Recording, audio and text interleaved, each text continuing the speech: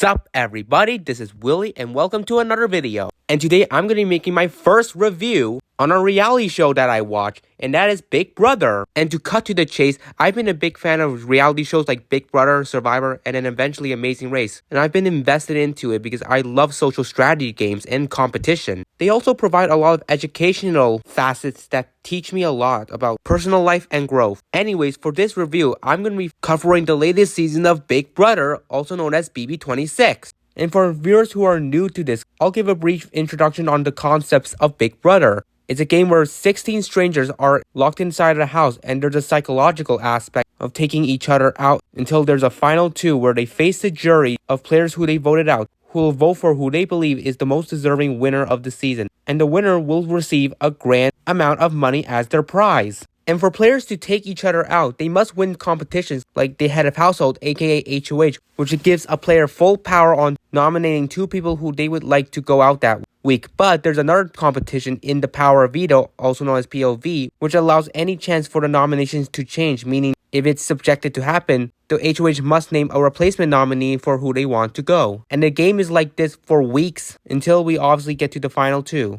And Big Brother is well known for its phrase, expect the unexpected, because every season will have a twist that could shift up the game a bit, which plays into that notion. But now that you got a sense of what Big Brother is all about, now let's get into this season, which was very incredible. From the beginning towards the middle phase, this season was very wild with some dynamic gameplay and power shift and the introduction of equitable competitions that was lacking last season, as it was clear. Plus, this season had a very unique cast that was willing to cause drama and chaotic gameplay, which provided us some really good Big Brother that made the first half of the season really strong. I will say the downside is that the back half does get a little predictable and slows down the momentum of this season. But with that all mentioned, I'll be reviewing every week of this season and documenting some major events that will occur in those weeks. So let's start at the beginning. We begin with the first week, and it starts off with a two-part premiere, with each group having 8 house guests enter the house.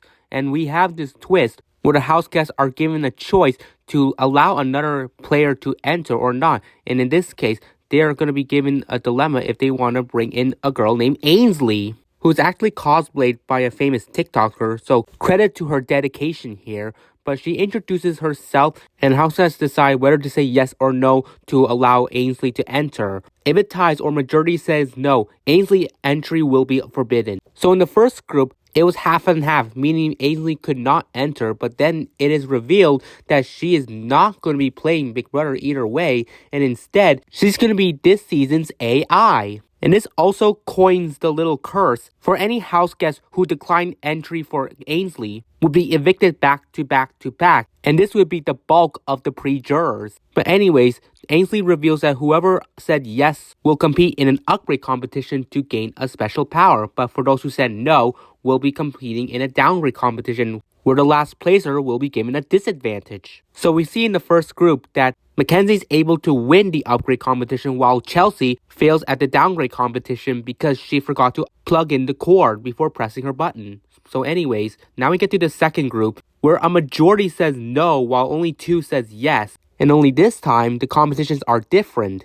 Quinn is able to win the upgrade competition while Cedric fails the downgrade challenge. And now his and Chelsea's disadvantage is that they will be Big Brother microchips and will be prohibited from playing any HOH or POV competition that week, meaning if they are on the block, they have no chance to save themselves. Anyways, afterwards, we get to the head of household competition, and I will say this season's competitions has been fairly equitable, which is very nice to see, especially since our first HOH would be Angela. And oh boy, what a train wreck this was. So Angela decides that her locked-in nominees would be Kenny and Lisa since she's not tight with them, and then she would nominate Kima, which was never explained on the show, which I did not really like that. But the main part of Angela's HOH reign is her conversation with Matt. And Matt is very condescending in his conversation with Angela, essentially kind of threatening her that she would be in the firing line if she targeted him. And this conversation really drove Angela a ride to the point where on the Saturday morning, she would have this fight with Matt, calling him out in front of everyone and would name him Crazy Eyes, which was a funny name. But the way the show decided to portray this, they wanted to villainize Angela and make Matt look like he's the victim, which really drew a lot of hate towards Angela from the casual audience. And now with that blow up, Angela has declared Matt as her target and she's vowed to backdoor him.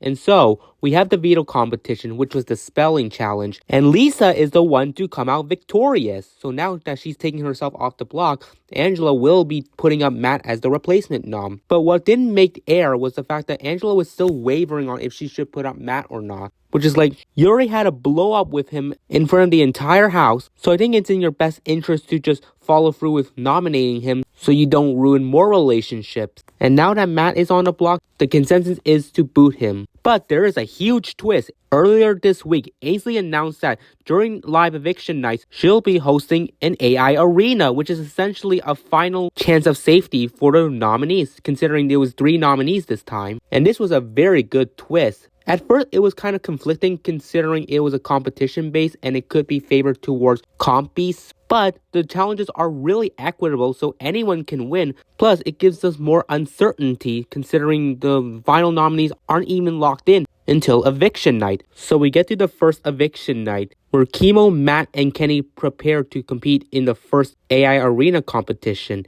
Which the competition itself was mostly mental based, all about memorization, and Chemo is able to come out on top and win, meaning now Matt and Kenny are the final nominees. And with Lisa, Leah, and Mackenzie all voting to save Matt, the rest of the house voted to evict them, and Matt is the first boot of BB26. Culminating this short-lived rivalry between him and Angela and starting off BB26 with a bit of a bang.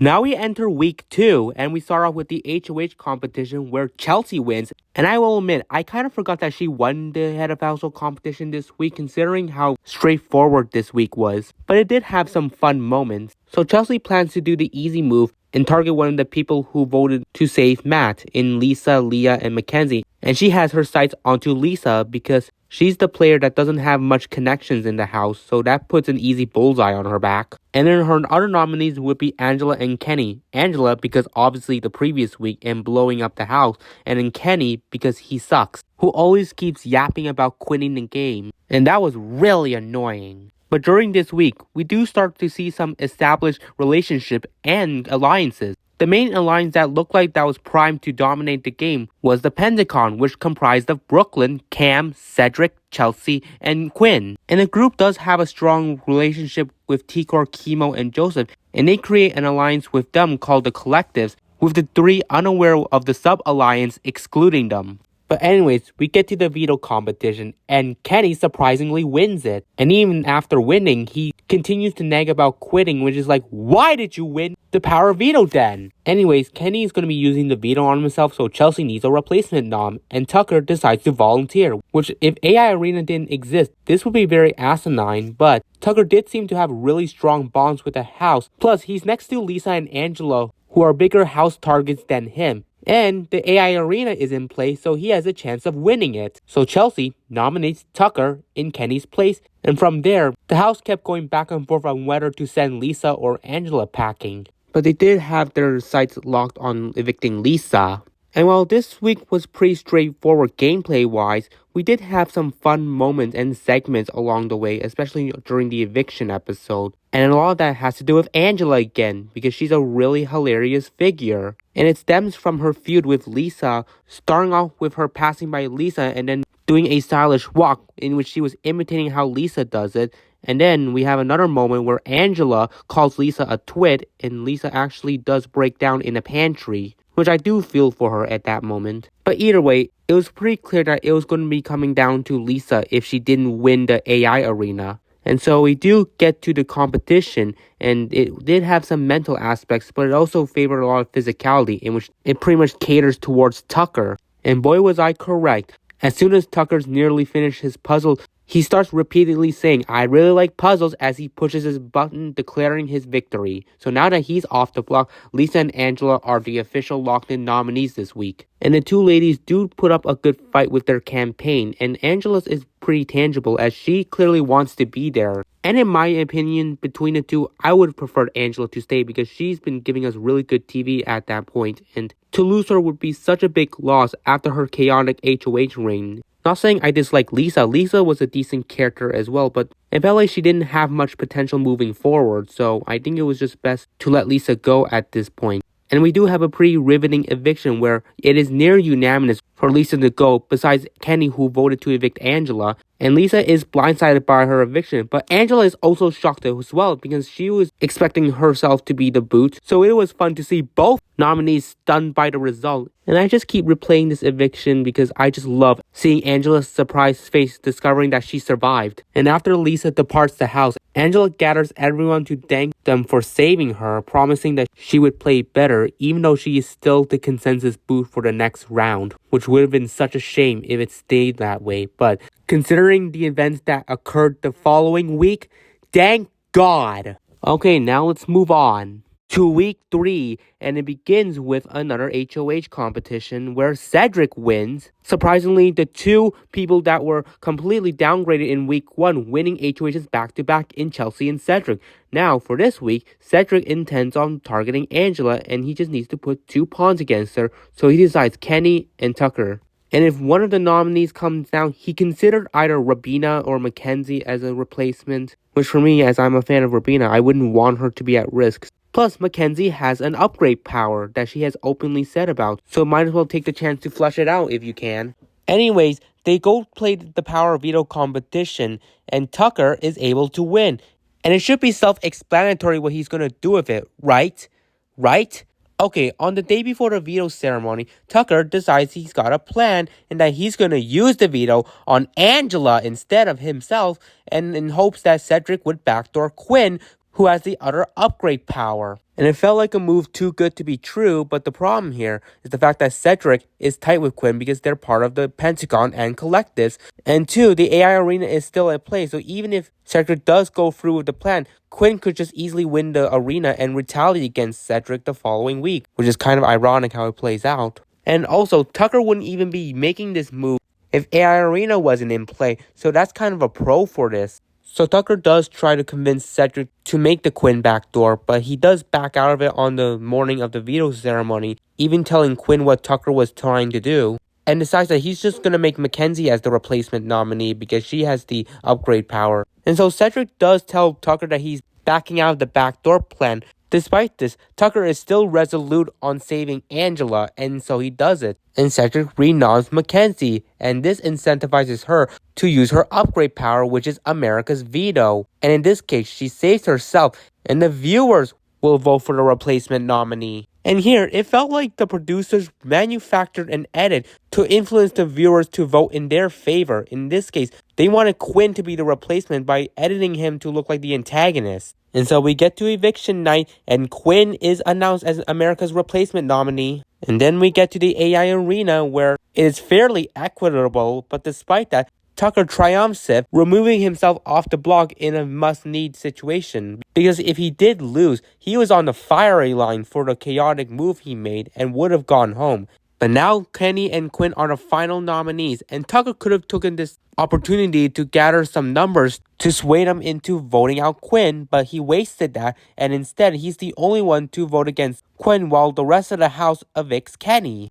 Which isn't really surprising considering the house did make an agreement that they would save whoever America's nominee would be, even if it was Quinn, who possesses a dangerous power. But anyways, Kenny is the one to go, which good. Because he really sucks, and all he constantly talked about was quitting, and even production really despised him to the point where they threatened to exclude him from the show if he continued mentioning about quitting. And even Julie came at him pretty hard during his exit interviews. So yeah, Kenny was pretty bad, and I'm glad he got the boot this early. But with Quinn still in the game, and knowing that he was nearly evicted because of his upgrade power, he's primed to use it in the following week if not any of his allies or himself won HOH. So there was a bit of a worry that even if there was a power shift with one of the outsiders winning the HOH, it would just be overturned by Quinn's power, and he would just target the remaining outsiders who are vulnerable, essentially just giving us a straightforward week anyways. But thankfully, it did not turn out that way, and we would probably get one of the best outcomes to what would have been a predictable boot round. And to emphasize that, we now move on to the 4th week, where we have a knockout HOH competition and an outsider and Angela is able to pull out the victory. But obviously because she's an outsider, Quinn is now going to use his power, meaning all the potential power that Angela could have had is all null and void. And with that, now it's time to explain what Quinn's power is. It's a deepfake HOH where he gets to dethrone the current head of household's power and control the nominations for the week. And a cool, interesting aspect for this is the fact that to make sure it's anonymous, Big Brother will use an AI avatar of the current HOH. And it was so unique to see Angela's avatar be the one to announce the nominations that Quinn made. Anyways, back to the game. Since Angela is now safe, Quinn's optimal strategy is to target the remaining outsiders. And his primary target is Tucker, since he's a comp beast, and also tried to target him the previous week. Then for his other nominees, his second one is the secondary target in Mackenzie, which obviously because she saved herself with her power last week and she's currently have no allies at this point. And then instead of nominating a third target, instead he decides to nominate Cedric, who surprisingly volunteers to be a pawn, which, oh boy. I do get Cedric's rationale here, considering he has the Pentagon and Collectors on his side and he's putting his faith into them to keep him safe. But what I think he did poorly is not manage some of his members the right way so they would be incentivized to keep him. And his poor management would backfire on him big time. Anyways, the three nominees are now Mackenzie, Tucker, and Cedric. And with that, we head over to the veto competition where Tucker ends up coming out on top, making it his second veto in a row. And this time, he decides not to make any shenanigans and uses the veto on himself. Good thinking, man. But since Tucker's removing himself off the block, Quinn's gonna need a replacement nominee. And his two other options on the outsider's side is Rabina and Leah. And due to some work Leah put in to build a strong relationship with Quinn, his preferred renom choice would be Rabina. And it did put me on a down mood considering how much I wanted Rabina to go far. Even though she wasn't providing much gameplay or good TV, I still was rooting for her hard. But here we get to the ceremony where Tucker saves himself and Rabina is put in his place with now Mackenzie as the primary target. And in case she does win the AI arena, that means Rabina will unfortunately be the one sacrificed, because it was prefaced that Cedric would be saved with the help of his alliance members. And so we fought. So during the scramble before the eviction, we've gotten to see how close Tikor and Chemo has gotten. And this duo has built a really strong bond with Rabina,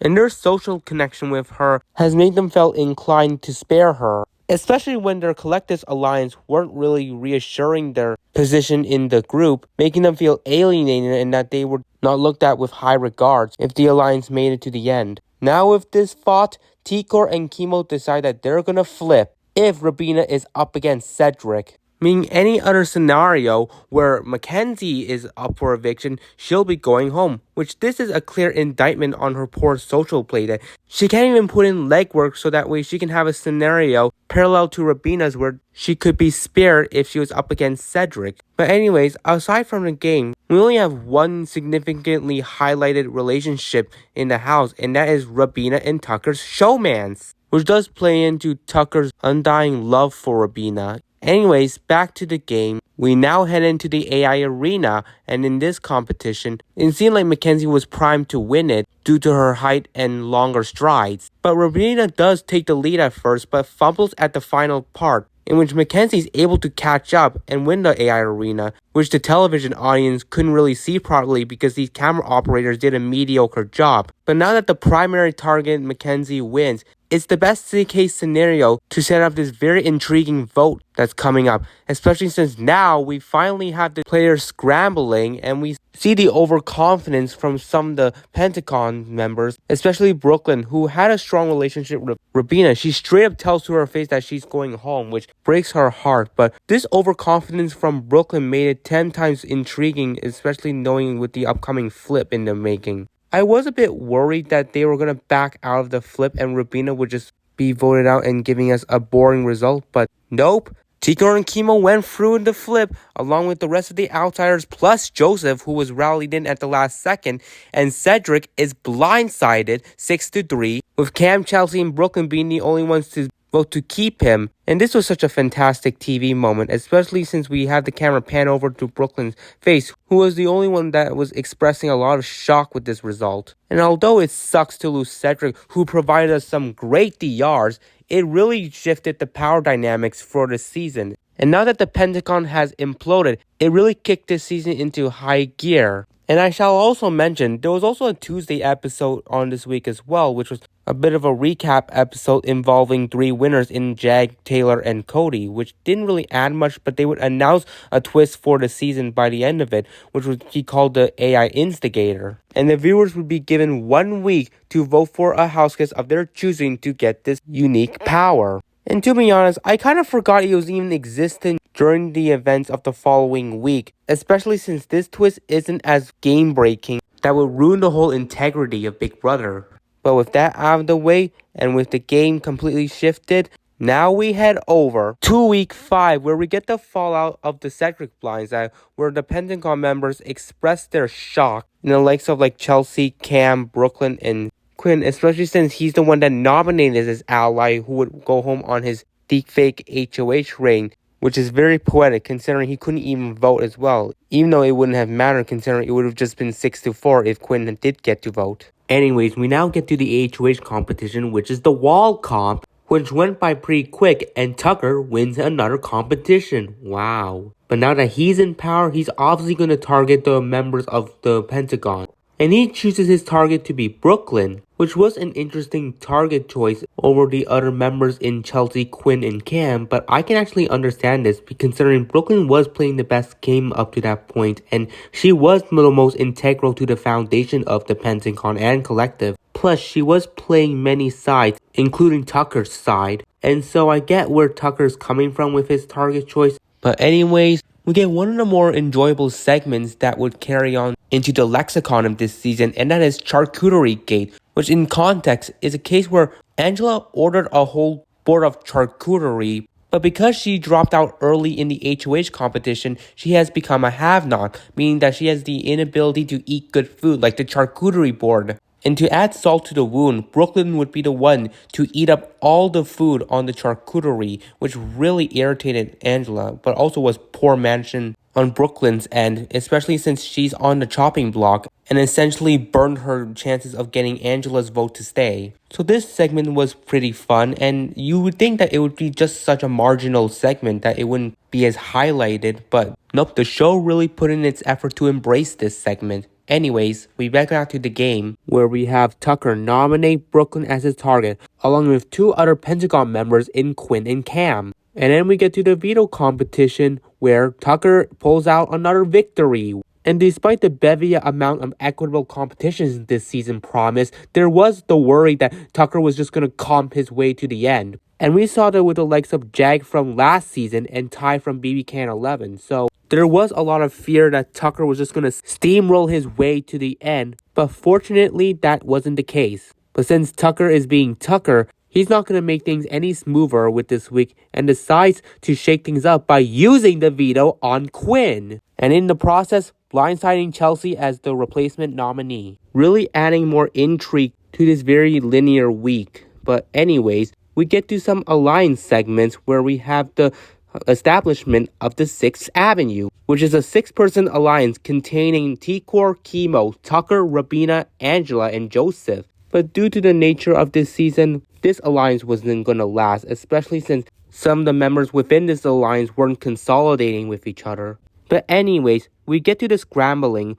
where we do see that Brooklyn is pretty much dead in the waters unless she wins the AI arena. But things get a little more interesting if there's a scenario that Brooklyn did win the AI arena. So with a Cam and Chelsea scenario, there's now a potential flip for Cam to be the boot. And this is all because Chelsea did some really good social work, putting in effort to bond with some of the house guests to make them feel compelled to keep her over Cam, who was such an anomaly this season that his uncanny gameplay was something that the players didn't want to move forward with over a more stable player in Chelsea. But obviously, the downside of this flip that is extremely circumstantial, only in the scenario that Brooklyn is not on the block by the end of the week. And so we get to the AI arena, and this competition took way too long because all three of them struggled to the point where production had to reveal the answers, and yet they still couldn't read between the lines. And I did worry that, oh, are they going to time out because they took too long? But nope, Chelsea is able to win it, and that means Brooklyn and Cam are the final nominees this week. And since Brooklyn is now up for eviction, it essentially sapped all the suspense for a potential flip, considering nobody was going to flip on Cam when Brooklyn was available as a candidate for eviction. And although Chelsea does give Brooklyn a vote to stay, everyone else votes to evict Brooklyn, and she is sent home 8-1. And when she listens to her goodbye messages, we do get one hilarious one with Angela's message to her where she resents Brooklyn for eating her charcuterie, which Brooklyn is pretty taken aback by this and tries to rationalize that the food was going to go bad, which that excuse isn't valid. But anyways, with Brooklyn gone, you would think that the jury phase would start with 11 players left, right? Nope. This season is going to follow up with what happened in BB25, and we'll be getting a jury of 7. And because of that, we got 2 more rounds of the pre-jury phase. Anyways, time for week 6, where we have the next HOH competition, and Tigor wins it. And her ideal strategy coming into this HOH reign is to make easy moves without getting blood on her hands. But the problem is that she's not pretty clear on who her target is.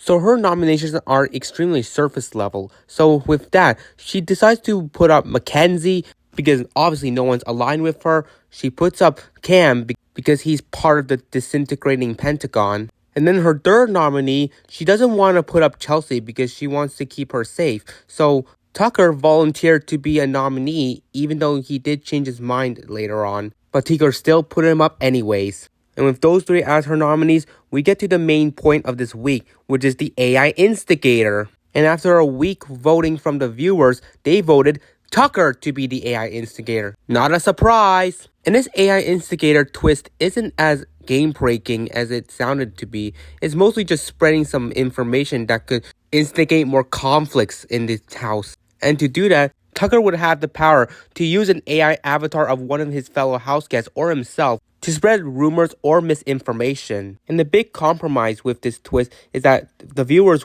will be voting to give Tucker a range of money if he executes his duty perfectly. This aspect is enough to entice Tucker to engage with this twist. And we do see Tucker use various AI avatars of the house guests spreading information, and in one of them does make his showman's Robina break down in tears, which Tucker does comfort her, who is completely oblivious to the fact that he's the one with that power to spread those information. But now we get to the veto competition, which is another very equitable one, and is obviously a classic competition where there's prizes and punishments involved. And we do have Cam be the one to win the power of veto. And now that he's taking himself off the block, Tigor needs to name a new nominee, and that doesn't really appease her considering now she has to put more blood on her hands even though she never intended to. She wavers a bit, and her replacement nominees narrow down to Angela and Leah. She was likely going to put up Leah until Angela kept making some really unforced errors, throwing her 6th Avenue Alliance members under the bus. Which word does get back to the Alliance, and Tucker learns about this and does confront her in a very assertive way. And things do get heated between Tucker and Angela. Now with Angela essentially blowing up her position, it makes Tigor's renom choice a bit easier now that she decides to put up Angela in Cam's place. But obviously there's still the AI arena, and Mackenzie is still the favorite to be evicted that week. But obviously Tucker is still on the block, and if he does lose AI arena, it should be obvious what the move should be, and if no players saw through that, it would be indicative on their poor strategic observations in the game. And we do see Chelsea recognize the opportunity here, and she puts in full effort to rack up the votes against Tucker if he were to sit on the block on eviction night. And she should get the full credit for this. But now we get to the AI arena, and earlier that day before the episode aired, on the Big Brother Instagram, viewers had a little sneak peek on what the competition would be, with Julie participating in it, and it did bring worry that, oh, Tucker was obviously going to win this because he loves puzzles. But nope, something abnormal would happen during the competition. And so the challenge begins, and we see both Mackenzie and Angela do really well putting the puzzle blocks together. Well, we do see Tucker placing the puzzle blocks, but they're facing the wrong direction. And because of this one little fumble he makes, he's got no time to catch up as Mackenzie already finishes hers and locks in her answer, making her second AI Arena win and removing herself off the block. Now that Tucker and Angela are the final nominees, it was very clear what needed to be done, and with a vote of 5-3, Tucker was finally voted out. With Julie saying it in a very random way by saying, "Tucker, you are the 6th house guest evicted," which did throw me off at first, but now with Tucker out of the game, the dynamics shift again this season. And during Tucker's interview, Julie does reveal the viewers voted an immense amount of money to reward him for his AI instigator duty, so good for him. But now with another power shift, let's move on to week 7, where it begins with a classic HOH competition of them maneuvering an egg inside a birdcage, and Quinn comes out on top winning HOH. Essentially the worst case scenario for my case. And Quinn is obviously going to spare the people who attribute it to Tucker's eviction. And so he chooses to nominate Chemo, Rabina, and Angela for eviction, with Angela being his primary target because he looks at her as a pawn star who would always survive against anybody sitting next to her, so he wants to try and take her out before that notion becomes an issue. And while the nominees campaign, we do see some people throw the likes of Leah and Joseph under the bus as an option for Quinn, but for his case, he has a really strong bond with Leah, so he completely nullifies her as a choice for him to nominate. Afterwards, we get to the veto competition, where Leah wins her first competition. And we do have Quinn beg her so hard to discard it, but good thing for Leah, she wanted to play her own game and made her individual move by using the veto on Angela. That's awesome, meaning Quinn has to name a new nominee. And he unthinkably puts up Joseph as the renom, which this is very abysmal of Quinn. Like, did he not learn from what he just did with his deepfake HOH, where he risked his ally as a pawn just for them to be the one that's booted? Like, some of Quinn's decision is completely ridiculous. But anyways, now the new intended target is Chemo, since he has the ability to win competitions and he's part of the trio in him, Rabina, and T-Core. And it looked like Joseph was the most safest of the 3 nominees, and so we fought. And in a scenario where Chemo does win AI Arena, it felt like Joseph was primed to stay over Rabina, but Chelsea and Mackenzie did debate over who to send out, and they did consider flipping against Joseph if Rabina was on the block with him. And they did chat with Leah about the potential flip, but she continued shutting it down considering her close relationship with Joseph. But now we get to the AI Arena, where we did get another preview earlier on the Big Brother Instagram where Julie participated in. And based on the setup of the challenge, Rabina was poised to be the one to win this competition, and she does so. And I was really happy for her as I was cheering her on during the competition, and it was nice for her to finally triumph a competition to guarantee her safety for the night. And she had a pretty cheerful reaction, screaming her own name for her victory. But with Rabina off the block, it means Joseph or Chemo will be the ones going home. And based on what happened during the feeds before the live eviction, it felt like Chemo was set to be going home in this scenario. But during the campaign speeches, Chemo made one that really pulled on a lot of the heartstrings, which proved to be invaluable by the end of it. As we get to Mackenzie being the first one to cast her vote, and we see her pause for a minute before she says that she casts to evict Joseph. And along with Chelsea also flipping their 2 votes, along with Chemo's allies Rabina and T-Core voting to save him, Chemo's speech saved him at the final second, with Joseph being the one blindsided 4-3. And it also kind of humorous in context because Angela was very close with Chemo, but she voted to evict him under the pretense that Chemo didn't have the numbers to spare him. But anyways, Joseph is out, which also ended Ainsley's curse considering he's the first player who said yes to be evicted. And he has his interview with Julie where he does mention that if it was a normal season, he would be on a jury, which, I mean, this is a regular Big Brother season, with production choosing to condense the number of jury members. Like, I don't know what Joseph was talking about. But anyways, he's gone, and we cut back to the house and see Quinn get really emotional about it, considering he fumbled another HOH ring where his ally would go home. But it's like, Quinn, you should have not risked your ally as a pawn if you were actually thinking more optimally about your options. So it sucks for you that your second HOH reign would be parallel with your first one, but with much more egregious ramifications.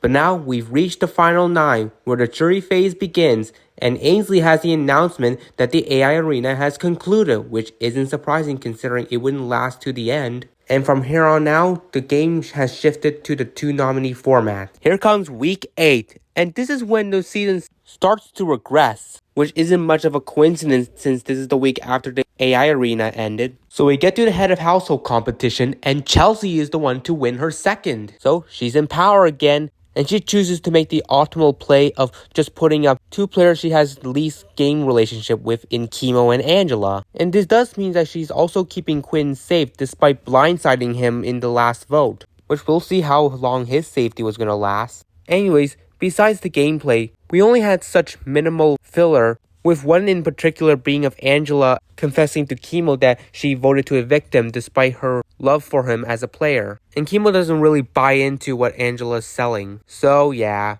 Anyways, after the nominations, we get to the veto competition, and it is OTEV. And boy, what a historic OTEV competition this season would produce in a tremendous comical way. And that's that we have OTEV ask the players the first question of which evicted house guest did not compete in the first HOH competition. And the bulk of the answers they would pick was Tucker. But Mackenzie chose Cedric because I guess the house guest misinterpreted the question, because Cedric was a microchip during that first week. Meaning, since Mackenzie the only one who got it right, she automatically wins the power of veto after just one stage. Which this was all extremely hilarious, especially with OTEV being very resentful of dumb, labeling all the house guests as dumb. And this situation played out as if we were playing in the EFIS competition from Roblox Eviction Notice. And for that to actually become reality is just really insane. But now Mackenzie has the power of veto and can decide whether to use it or not. And she was leading on discarding it initially. But after she chatted with Chelsea and Cam several times, they've come to the agreement that they have to get rid of Quinn and decide to let Mackenzie use the veto on Angela so Chelsea could renom Quinn in her place. Which this was all unfortunate for Quinn, as he was just going through a lot of grief after his flop of an HOH reign. And for those ramifications to quickly catch up to him this week was really bad. But anyways, for the second week in a row, Angela has the veto used on her, and Chelsea puts up Quinn as her replacement nominee. And now that Quinn is up for eviction, this week pretty much slows down as it's obvious he's going home with no real chance of him rallying the votes to flip on Chemo. So it did sadly stifle the gameplay for this week a bit. But we get to the eviction night, and it's something really notable in that it would be the first time Julie would be absent during an eviction. And instead, Jerry O'Connell would be the one to substitute. Which, wow. It has gotten to the point where this moment has really made the term expecting unexpected reached its hierarchy. But anyways, let's briefly talk about Jerry's hosting, which he does do decently. He's got a lot of enthusiasm, which I couldn't say the same thing for Julie. And although he had some awkwardness, he did try his best with his talents. And boy will I say, with his one night of hosting compared to Julie's longtime run as hosting, Jerry still does a better job than her. But anyways, Jerry would surprise the house guests that he would be subbing in for Julie, who was absent because she had COVID. And I just love seeing the players' reactions being like, what? And I just love replaying that scene because how so unexpected it would be. But anyways, we now get to the vote. And despite Angela having a bit of a tiff with Quinn, she along with Leah still voted to keep him while everyone else voted to evict Quinn, sending him out 4-2 and making him become the first member of this season's jury. And to make things more unfortunate for Quinn, his eviction is obviously not going to be interviewed by Julie, but instead with Jerry, where the interview is a little awkward, but there was a lot of connections Quinn could make with Jerry considering his parents named him after a character Jerry played him in a movie. And we even have Jerry ending off the interview with him requesting to feel Quinn's long hair, to which the man accepts. Which was pretty bizarre, but also added to the humor of this night. But now after the interview, there's one more thing to end off this week, and that is Ainsley's announcement that she will be gone from the Big Brother house for 1 week. So she's going to have another AI programmer subbing in for her to administer the house guests for this week. And we will learn of who it is when the house guests head outside. So everyone goes outside and they meet the new robot that'll be subbing in for Ainsley for the week, and his name is Janky. And he welcomes the house guests to Janky's world, where they'll be locked outside because the backyard door has now closed, and they'll be living there for a week. Just like a similar situation in Big Brother 24 with the Direfest people. But in this case, it's not a split house. It's the entire remaining players. But this twist really stagnates the gameplay a bit, considering everyone is outside and in an open setting. So there's not going to be a lot of confidential conversations or private chats that have substance of game information. So that aspect I really despise. But anyway, to start off Janky's world, he has a little theme song. And this Janky song gets stuck in my head as the players continue repeating its chorus. But now we get to the HOH competition where, just like the BB24 Direfest players, these guys must be the one to construct the HOH competition. So they are given supplies to build a competition that is catered towards endurance. And once the competition began, it lasted for almost 10 hours, which does properly explain the lack of live feeds during the night. Players begin dropping, and then the challenge comes down to Cam versus Leah, and Leah would be the one to come out on top with the head of household win. So this shakes things up a bit. And with her close relationship with Angela, obviously she's off the list to be in contention of nomination. So Leah's decision comes down to which trio should she target. Should she target the trio of Rabina, Tikor, Chemo, or the other one consisting of Chelsea, Cam, and Mackenzie? And Leah chooses to target Tikor's side, and thus she decides to nominate Chemo and Rabina as her nominees. Then we get to the power veto competition, where there's a second veto up for play, which is Janky's veto, and it is a bit wonky for the player who earns this power. But for the winner of the regular veto, Angela is the one to win it, and Leah is the one to come in second, so she wins the Janky veto. And we now learn that in order for her to activate the power, she must compete in a brief competition in order to gain its potency. But before the veto ceremony, we do have a fun scramble, which will probably be one of the only times during this very stale week for the feeds. And that is that despite Chemo looking like a dead man walking, Angela still feels close with him and decides that she's going to use the veto on him. So that means Leah now must name a replacement nominee, and obviously since she's targeting Tikor's trio, and with two of them already on the block, she's obviously gonna renom the other member left in Tikor. And we do learn that if Leah does win the Janky veto competition, she'll use it to backdoor Chelsea,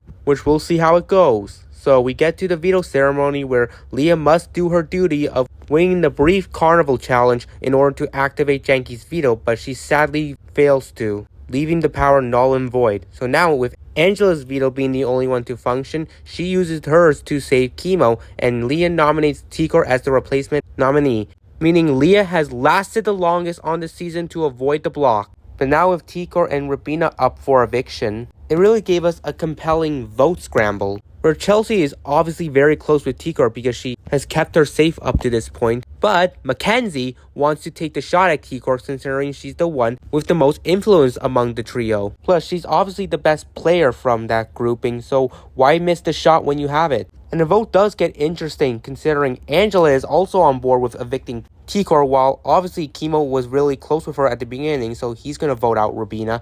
That leaves Cam in the swing position. So it was very vague of what Cam was going to do. There was a lot of speculation that he was probably just going to lean with Chelsea because she has a lot of influence on him. But Mackenzie does put in some legwork into convincing Cam that they need to take out Tikor. And once this gets back to Chelsea, she decides to go along with the plan since no one is budging to keep Tikor. So we get to the eviction where Chemo obviously gonna vote to save her, while everyone else votes out Tikor in a really unfortunate 4-1 vote, taking out one of the more interesting players this season. And it sucks Tikor had to go out this way, but when she's up against Rabina, who I really want to go far and play more actively even though she's been so passive, it felt like Tikor's time was up, and sadly 8th place is as far as she went. So now that week 9's ended, we're heading into week 10. And we have an HOH competition involving stacking, and Rabina comes so close, but Mackenzie is the one to come out on top with the win. The players head back outside to gather in front of Janky, who makes another announcement that he wants them in Janky's world for another week, which if that was actually the case, that would have been extremely daunting, especially for Mackenzie, who was just fed up with Janky even yelling at him to shut up every time he would intercede.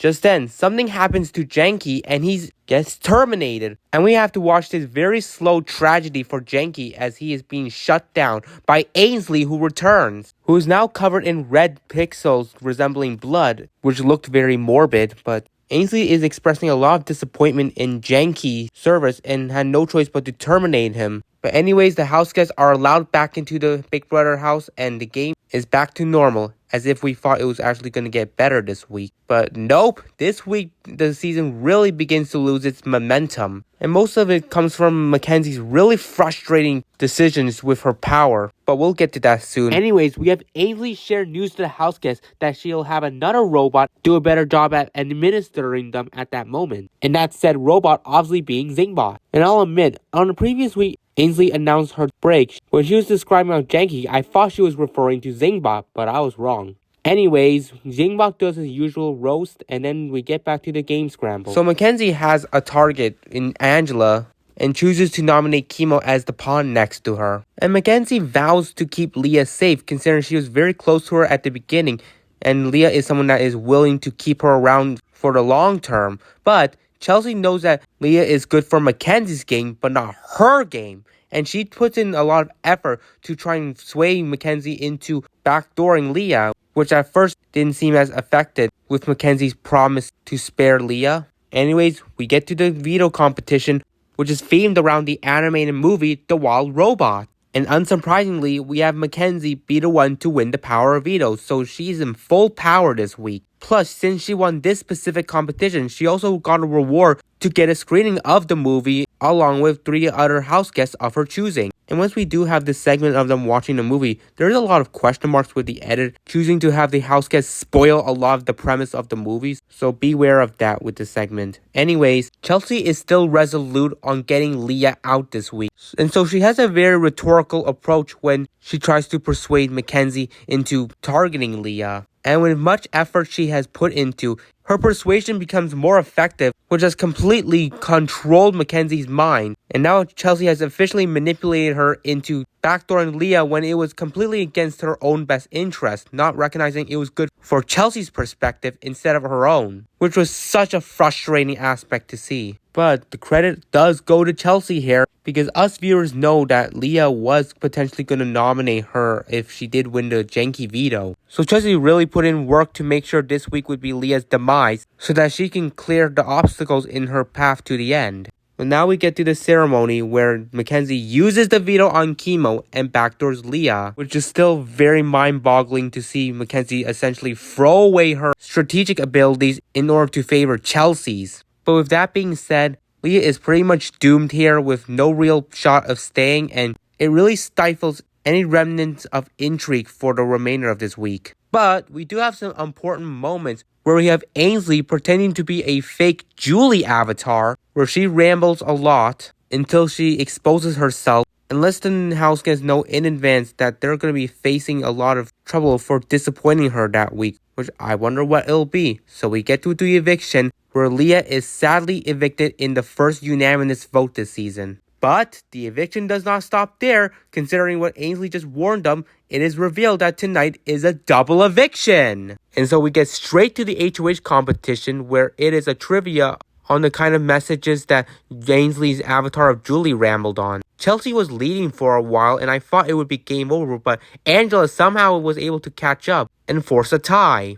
And I was just praying for Angela to pull out the power-shifting win, but sadly she failed the tiebreaker and Chelsea is the one to win it. So if her in power, she makes the exact same nominations as Mackenzie of Angela and Chemo, with Angela as the target once again. And so we get to the veto competition, where Chemo is the one to come out on top, which has pretty much sealed Angela's fate. Anyways, Chelsea needs a renom choice, and from her perspective, she's obviously going to pick Rabina. And although I really loved Rabina this season, this part really annoyed me when she decided to volunteer herself to be the pawn against Angela. Which is like, no! Stop playing this game too passively. Anyways, Chemo obviously took himself off the block, and Chelsea put up Rabina in his place. And with that, by a vote of 3-0, Angela is sadly evicted, which is such a big loss to this season. And it sucks how this double eviction really turned out to be, cementing this as one of the more disappointing double evictions in Big Brother.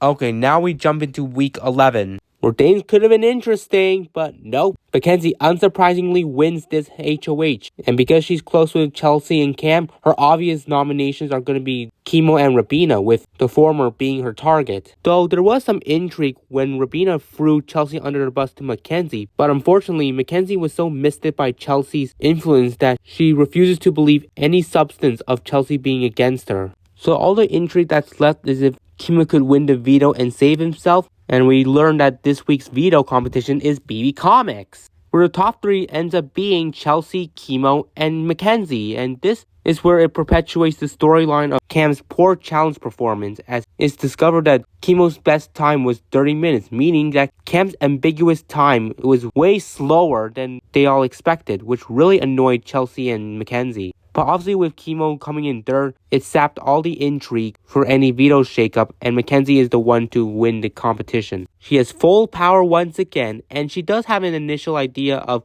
taking Rabina off and putting up Cam, which Chelsea obviously doesn't want that because she's close with Cam, so she, along with Cam, convinced Mackenzie not to make the move. And for the first time this season, the power veto would not be used, and in the hands of Mackenzie, causing that. But with now Chemo and Rabina locked in for eviction, it all seems certain that Chemo was a goner, which led to very boring feeds for the next couple days until the Wednesday night, where after a conversation Cam has with Chemo, the man wants to now save him, so he chats with Chelsea about it, who had a similar mindset, and they consented with each other that they should spare Chemo since it felt like Rabina is being used as a number for Mackenzie, but not good for their game. Which obviously, as a fan of Rabina, this was really daunting to watch, but on the contrary, it did kickstart a really compelling deliberation, which led to some really riveting feeds on Thursday before the live eviction. During the scramble, we do have Chelsea and Cam inform Mackenzie about the potential flip, which Mackenzie protests, and led to a lot of intrigue on Chelsea, considering it felt like Cam was locked in on keeping Chemo, and it all came down to whether Chelsea was going to follow his footsteps or back down. And on the morning of eviction day, it felt like Chelsea was leaning towards keeping Chemo, meaning Rabina was definitely a goner. But before the feed shut down, there was a conversation that Rabina had with Chelsea, which didn't really have much substance considering it wasn't completed before the feeds went off. And so it perpetuated a lot of conspiracy on who would be the one evicted that night. And because of Survivor, the eviction episode was 2 hours, so they could conjunction the power of veto segments with it, along with a jury house segment as well. And to pad out the time, Big Brother decided to share videos of home to the final 5. But after that, we finally get to the eviction, where we first see Cam cast his vote, and he votes out Chemo, which really shocked most of the online community, since we were under the impression that Rabina was going to be going. But now it felt like that conversation she had with Chelsea was her saving grace, especially when Chelsea mentioned that she would need another chat with Chemo to assure that she would keep him, which is clear he didn't have that conversation, so that really damned his chances of staying. And so back with the vote, Chelsea also votes to evict Chemo, and he is evicted 2-0. Which, while I'm glad Rabina survived, it sucks that the potential flip that was in the works was backed out at the last second. But nonetheless, the suspense coming into it was still very riveting. So yeah, that's the entirety of week 11. Basically where the season starts to die down a bit, and not much fun gameplay really going on, and does overall harm the season's endgame, as this season was just incredible through and through, and the journey going up to this point was very exhilarating. But at this time, with the amount of dominance Chelsea has been displaying, it's pretty much made these last few endgame weeks a bit of a drag, which is very similar with last season when Jed kept winning competition after competition. But anyways, let's get into week 12, where we have an HOH competition. Rabina is in the lead, but Chelsea makes a comeback and wins. Wow. So if that Rabina is her prime target, but she does not put her up initially and puts up her 2 allies, Mackenzie and Cam, because nominations don't even matter, because it all comes down to the power of veto. And so we have the veto competition, where it is a pretty tight race, where sadly Rabina is the first one out, completely sealing her fate, while Chelsea comes in third, meaning it comes down to Cam and Mackenzie. And Mackenzie is the winner of the final veto this season, which also means this season only had one ceremony that the veto was not used. And it does bother me a lot that that is the case, considering this season could have followed a similar trajectory with BB Can 11, where the veto was used every week. But anyways, Mackenzie's obviously going to be taking herself off the block on eviction night, which means she has the sole decision on who to evict between Rabina and Cam. And if she was thinking strategically, she should be evicting Cam, considering she's risking her life in a final three situation where both Chelsea and Cam were really close from the beginning. And also, Cam was going to evict her if he won the veto. But Mackenzie wasn't going to do that because of Chelsea directing her not to. And for a lot of the week, Rabina was pretty much a goner. And it's also because of the fact that she wasted many days to attempt campaigning to Mackenzie. And she prolonged this until the penultimate day before the eviction. But even then, it was pretty much too late as Mackenzie rejected anything she offered and would retell her campaigns to Chelsea. It just really disappoints me how passively Rabina played this week, as she had one ammunition that she could use to persuade Mackenzie into sparing her, but her passiveness tarnished any potential of flipping over Mackenzie. And also, like I said, this is completely against Mackenzie's best interest to go into a final three situation where she's at. She pretty much needs to win out in order to ensure her spot in the finale, while if she did keep Rabina, she would have lesser risks because Rabina and Chelsea would target each other. It's just mind-blowing that Mackenzie makes these decisions that completely disfavors her in every facet. But her disadvantages are a benefit to Chelsea's game because from her perspective, with Cam in the foundry, she's pretty much locked to be in the finale since Mackenzie and Cam would both take her to the end. While if Rabina is there instead, she would not likely take her to the end. So it is really impressive that Chelsea is able to manipulate Mackenzie to making moves that disfavors her. Anyways, this week was surface level with a very straightforward gameplay, and it was obvious we lost Rabina at this point without her even leaving the house yet until eviction night. And so we get another jury segment with their reaction to Chemo becoming the next member. And here we do get more insight on the jury's perceptions on the players, where they look at Chelsea and Mackenzie with pretty high regard, while Cam is completely dunked on and looked at as a dodo in the game, which is lack of comp wins, even on the ones that were really catered towards him, perpetuated those perceptions of his non-existent game. Now that that segment is over, we get to another one where we have Julie interviewing the last season's winner in Jag, where he makes his takes on the Final Four's games and predicts who he thinks will triumph BB26. And he predicts it will be Chelsea, so we'll see about that. But now that that segment is over, we return back to the house where we get to the live eviction. Mackenzie obviously saves herself with the veto, meaning Rabina is forced on the block as the replacement. And so her and Cam make their final pleas to Mackenzie before she casts her sole vote to evict. And Mackenzie chooses to evict Rabina, finally sending her out of the game. Which, while I'm devastated that she finally lost, I felt like I wouldn't have been satisfied if she won with the kind of gameplay she exuded. But I still really adore Rabina from the preseason till now, and I really felt like she was such a charm and endearing presence on the show. And although I was let down that she wasn't the most lively personality that she promised to be before entering the house, I still feel like she did bring a bit of some riveting TV at points, despite the amount of purpling she was getting in the early weeks of this season. But now with Rabina gone, we have our final three in Mackenzie, Chelsea, and Cam. And now let's get into the final round of the season. And we have a Friday night episode where the final three reflect on the wild ride of this season. And they acknowledge some scenes that us viewers didn't get to watch throughout the season, such as moments like Joseph thinking he is playing like Dr. Will even though he's anything but, Rabina scaring people, Mackenzie falling on the steps, and also some DRs like Angela's continuous weeping, the house guests requesting for items, and Rabina making a How to Train Your Dragons reference by trying to refer Hiccup's name, which as somebody who just made a review on a show that associated with the How to Train Your Dragons franchise, this particular DR was very pleasing. But now the finally gets a message on screen who is sent by Derek, a former winner of Big Brother a decade ago. But he does share insights on the narrative of the first two parts of the final HOH competitions. And these are setting up the storylines of Ainsley's demise, who's officially become the biggest antagonist to the human race. So the next two competitions perpetuates this poetic story of Ainsley's demise. And we begin with part 1, where they must sever Ainsley's power, which is an endurance competition. Mackenzie drops out first, then Ken, meaning Chelsea has won part 1 and will advance to the third part. Now we go into part 2, where it is the culmination of Ainsley's demise, where This competition is the storyline of defeating Ainsley, which involves destroying her AI brain. And surprisingly, part 2 would normally be a timed competition. This time, it wasn't. And so we have Cam and Mackenzie battle it out, and Cam struggles at the first part while Mackenzie takes the lead for the rest of it and wins. And we have the visual of Ainsley's demise as she dissipates, which is pure poetic justice for the house guests endured and Janky's tragic death. But anyways, with that narrative closed, Cam is now shut out of the running for the final head of household, meaning it is down to a live showdown between Mackenzie and Chelsea.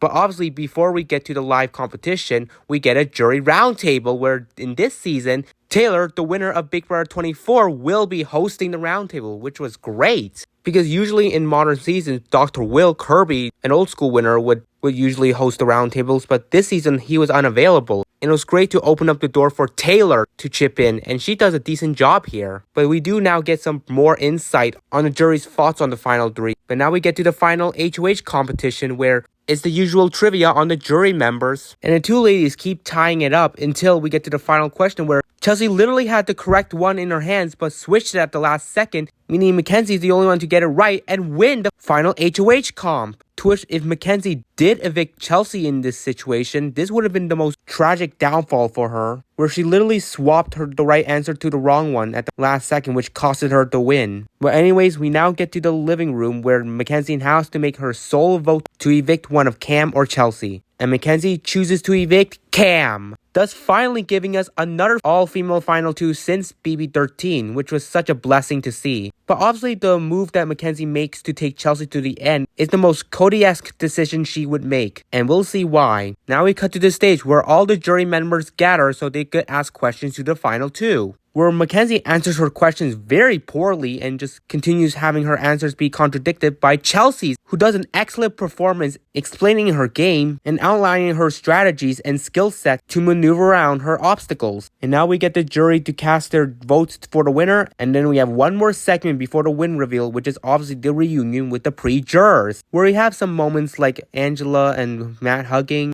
Brooklyn apologizing for eating Angela's charcuterie and promising to have a fresh board ready for Angela in her town, Tucker giving roses to Rabina, and then the reveal of Tucker being the AI instigator, which Rabina has a humorous reaction of. But with that out of the way, we finally get to Julie revealing the jury votes, and by a unanimous vote, Chelsea wins Big Brother 26, meaning she's the first female to get a perfect game, which is such good fortune to see accomplished. Chelsea was a deserving winner and did display the most optimal and dominant skills she could contribute. And her Big Brother stories, starting as a BB mascot in week 1 to coming out on top with a Big Brother win by the end, was such a good storyline developed right there. But anyways, Chelsea and Mackenzie head on out the house and reunite with everyone. And I'll also acknowledge this one funny visual where when Julie was closing us off before we transitioned to commercial, in the background you could see Brooklyn and Rabina doing a funny synchronized dance that they actually did in the house that we saw on the feed. So that was cool to see. But it doesn't stop there, because obviously when it comes to Big Brother, there's one more prize to hand out, which is America's Favorite House Guest,